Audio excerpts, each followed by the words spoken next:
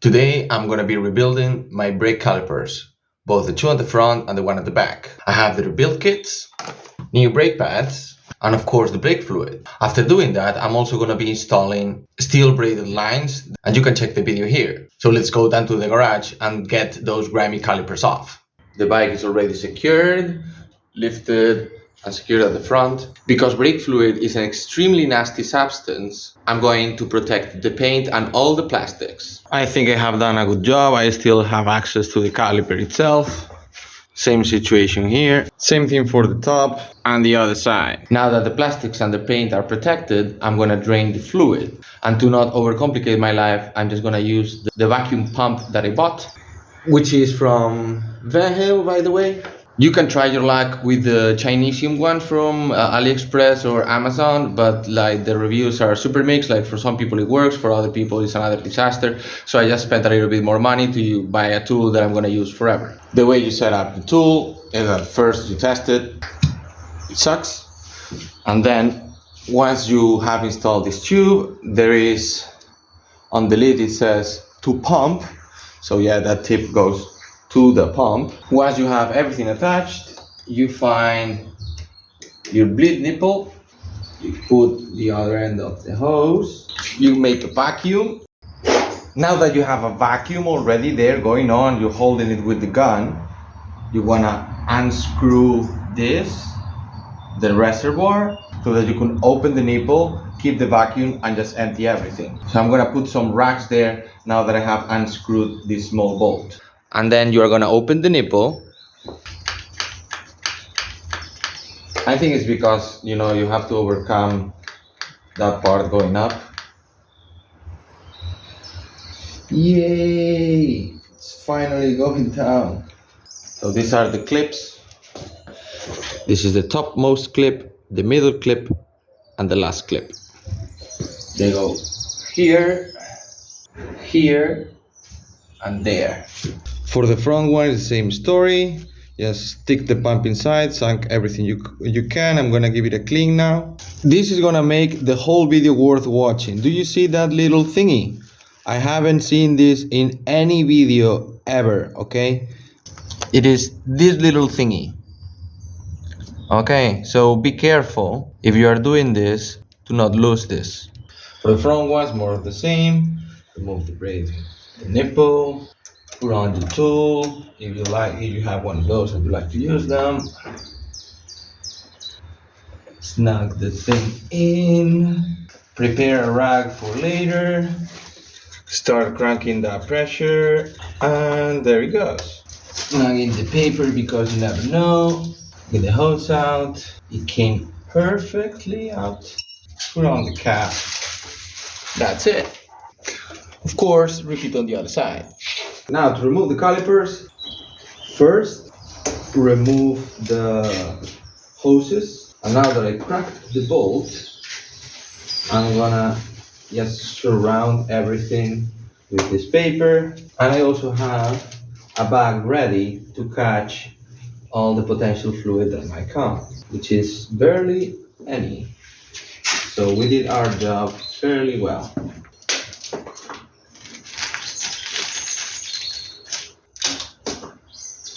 Now that we have the hose out of the way, we have to remove the brake caliper itself. Which, by the way, in case you're doubting, these two are the brake caliper bolts. Same procedure for the real one. Unscrew the banjo bolt. Have some paper ready and a baggie. I'm gonna be changing these hoses anyway. Video here. Now you have that. Unscrew this bolt. And this other one here, lift it up, and this one is out too. As always, the hardest part is gonna be to remove the piston. So wish me luck with that. I'm just gonna remove as much as I can and go from there.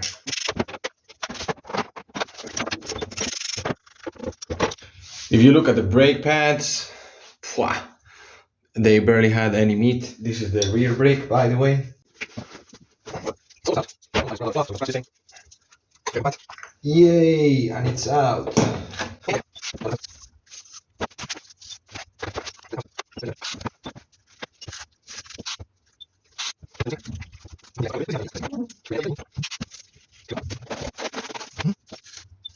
Now that everything is fully dismantled, I have it in the ultrasonic cleaner. And let's see how it goes, because I'm very lazy, and if this thing is gonna do like 90% of the job, well, so be it. If it doesn't work, you will see. If it works, you will also see. This thing is over, and just by judging from the color of the water, we can both agree that it worked a little bit, at least. It seems like it worked fairly well. A little bit of extra elbow grease and this is gonna be pristine. Everything is pristine, man. Like, this is the best invention ever. So now we have to repeat the same process backwards using this one is our all balls racing rebuild kit. And guys, please don't be like me and forget to put grease on this thingy. I don't want to put a crazy amount, but I definitely have to put some. So this one goes here. Okay. Make sure everything is seated where it should. Now let's go with the seals. The thin one is the one that goes first, and the thick one, it goes deeper. I have to lubricate them with brake fluid. Lubricated. One in. Second one, which is the thick one, more lubrication with brake fluid.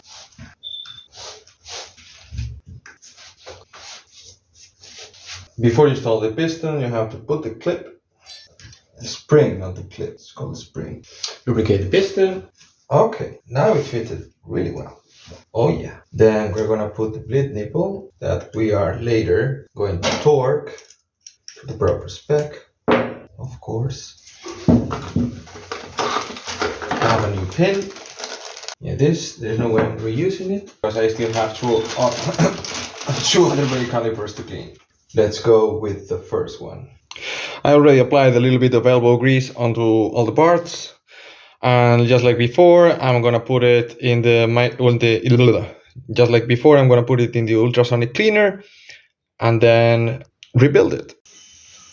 While the ultrasonic cleaner keeps singing the song of its people, which by the way is so annoying, but behind two doors you cannot hear it anymore because now it's in the toilet and then I close the living room and it's fine. You don't need an ultrasonic cleaner to do this, but it makes your life so much easier. It saves you a lot of time. It ends up getting to every single crevice, absolutely, of course. Keep in mind that I would not have been able to remove the front pistons without the air compressor. Without it, it would have been impossible. So keep that in mind if you want to do this yourself. Just look at everything, man. It's so perfect. It's absolutely pristine.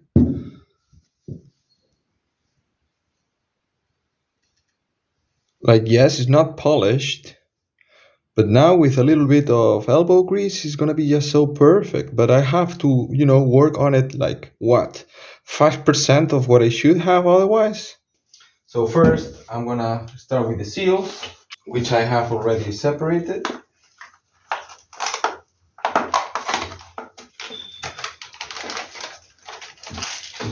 Just like before, the thin ones go first and the thick ones go second. First deep one. Okay. One down.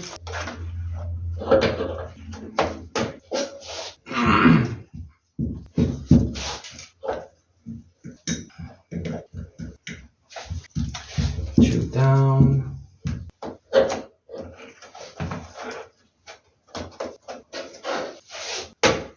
This one will go here at the tippy top. This one also goes here at the tippy top. The thin one, remember. Now let's put on the, how do you call this? The spring. The way the spring goes, like this. Okay. The pointy part goes against the caliper. Okay, that's in.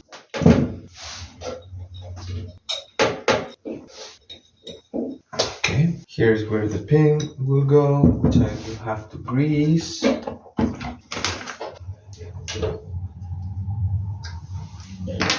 I'm just gonna leave the pin in.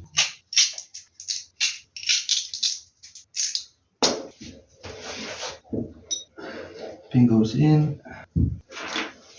Clean off the excess grease as per usual. I'm gonna put in the clip just because, so I don't lose it. I'm gonna put the cap on the nipple so I also don't lose it. The boot. Then I'm gonna grease this up.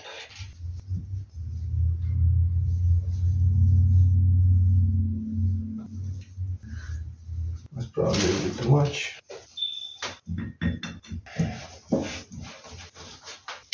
Now putting the boot on, it's gonna be very easy. That was unexpected. Okay. Now let's put on some brake fluid on the pistons. More than enough.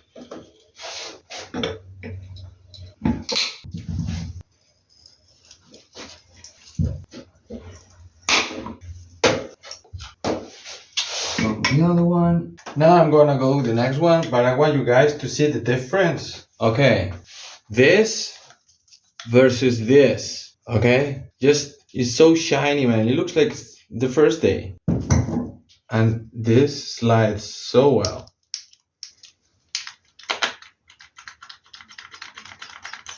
On top, like this slides perfectly, same as the pistons.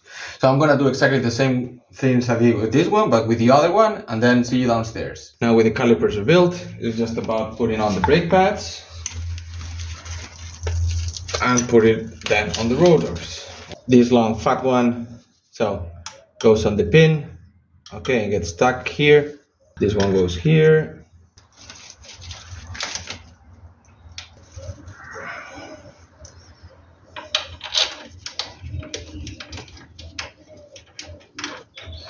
And now repeat on the other side. In case you don't know, I'm also gonna be replacing my cables because they are way long overdue, and you can watch the video here. Remember to place and clean this part. I don't know how to call it. Goes here. Okay, because the brake pads go like that. Okay, so in the rebuild kit, the pin comes already with the thread locker on it. This should go without saying, but the copper part goes to the outside. A little bit of grease on the pin. This goes here. One brake pad. And the other brake pad. Now I'm gonna tighten it in. As per usual, trusty ratchet. Damn, this is tough.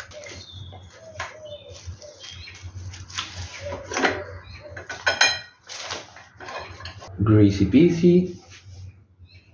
It feels so nice to work on your bike, man. It's so relaxing. It's like, I don't know. It's like being one with nature, but it's actually your motorbike. I love it. Well, the other phone just died, so basically put a little bit of grease on the non-threaded part. It does not have a thread locker yet. I have to check on the user manual in case it needs to have it, or if I missed anything, which I think I didn't. Yeah, just put these bolts. They are just hand tight because now is when you would place the cable lines, but I'm gonna be installing also the braided cables. So see you when I have the braided cables installed. Torque 22 Newton meters. Grease on the non-threaded part. Thread locker on the threaded part is a hex bolt. It goes there, and the torque is 27 Newton meters. The pin 17 Newton meters. The thingy on top 2.5 Newton meters. So I'm just gonna eyeball it because my torque wrench only goes up to 10. Front caliper mounting bolts 39 Newton meter. I'm gonna do the 4 of them. And again, I put a little bit of thread locker on the threads. Okay, 1, 2. On the other side, another 2. Caliper mounting bolts done. Now let's go up and tighten this to 23 Newton meters. This brake line, another 23 Newton meters. And another 23 on the other side. Another 23 for the rear master cylinder and the rear brake hose. Now it's time to add brake fluid. Because the lines are fully empty, it's taking quite a while. So as you can see, I have some vacuum ready. Okay, so to help push it, I just open the lid. Some bubbles start coming and there is a little bit there already. Trusty vacuum built, hose installed.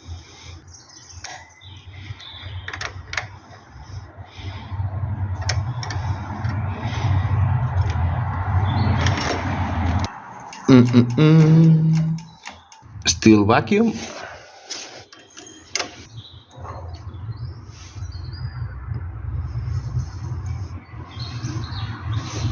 And rinse and repeat until there is nothing left. I don't know how well you guys will see this, but this is how I like to take the last bit of the last drop, which is I create a vacuum as always.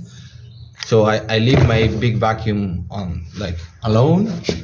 I put the key on the brake and with my right hand I go to the brake and I start pumping and I open the valve just an teeny tiny little bit, like so little that only the air can escape, and even the air itself has a hard time.